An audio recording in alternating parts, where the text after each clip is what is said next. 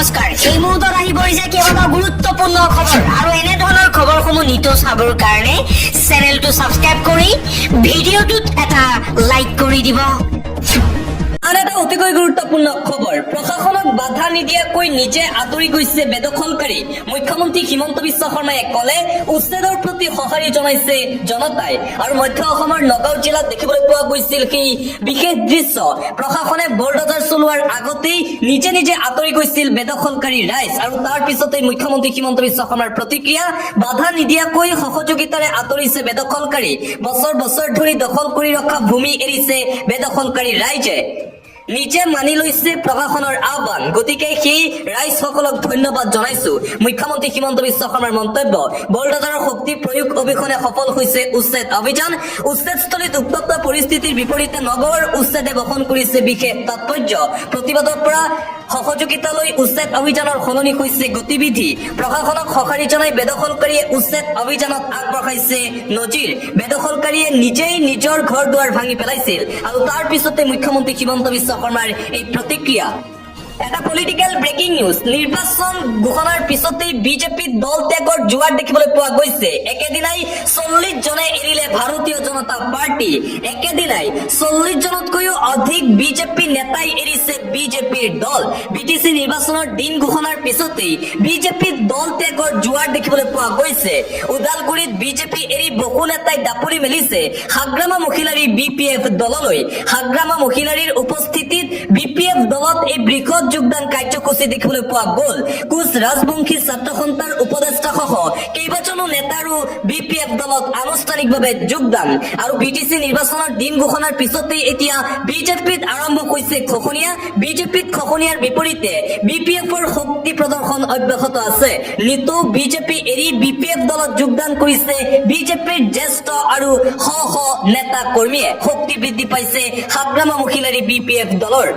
দিবলৈছে এটা big breaking news, পুনৰবাৰ BJP চৰকাৰৰ বিৰুদ্ধে বিস্ফোৰক মন্তব্য কৰিছে কংগ্ৰেছৰ যুৱৰাজ তথা বিৰোধী দলপতি ৰাহুল গান্ধীয়ে।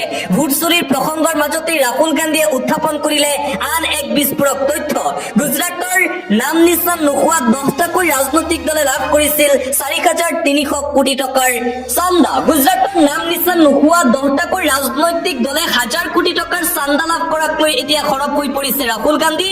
2019-20 বিত্তীয় বৰ্ষৰ পৰা 2023-24 বিত্তীয় বৰ্ষত গুজৰাটৰ 5টাকৈ দলে লাভ কৰিছিল 4,300 কোটি টকাৰ চান্দা। আৰু তাৰ পিছতে এতিয়া সৰব হৈ পৰিছে ৰাহুল গান্ধী। মাত্ৰ 5 বছৰত নাম নিচান নোহোৱা 10টাকৈ ৰাজনৈতিক দলে কাৰ পৰা 4,300 কোটি টকাৰ চান্দা লাভ কৰিছে। গুজৰাটৰ এই নাম নিচান নোহোৱা 10টাকৈ ৰাজনৈতিক দলে 1,000 কোটি টকাৰ চান্দা লাভ কৰাক লৈ বিজেপিৰ বিৰুদ্ধে এতিয়া প্ৰশ্ন কৰিছে। এই ঘটনাৰ বিৰুদ্ধে তদন্ত কৰিবলৈ সাহস হ'বনে বিজেপি দলৰ? মুঠতে বিজেপি দলৰ ভ্ৰষ্টাচাৰৰ বিৰুদ্ধে আক্ৰমণাত্মক ৰূপত কংগ্ৰেছৰ যুৱৰাজ তথা বিৰোধী দলপতি ৰাহুল গান্ধী।